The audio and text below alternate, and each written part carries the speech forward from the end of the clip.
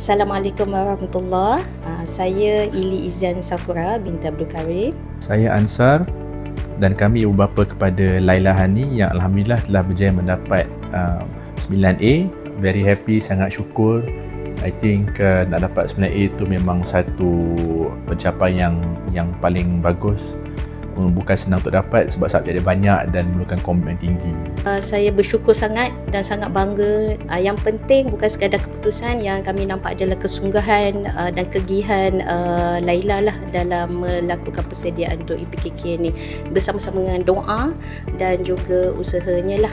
Dari segi sekolah, saya nampak dan saya berterima kasih atas sekolah untuk mengadakan pelbagai aktiviti yang telah membantu ke atas kerja Laila, mengadakan kelas tambahan, workshop UPKK dan pelbagai latih tubi kan, yang memberikan Laila keyakinan dan semangat untuk bersedia. Saya memang melihat Laila berusaha, especially di rumah.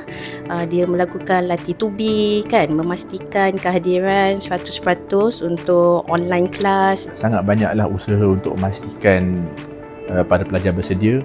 Secara umumnya sekolah telah berjaya mendapat result C, Fardi dan E lah. Satu testimoni lah on apa sekolah telah lakukan untuk memastikan pelajar-pelajarnya berjaya.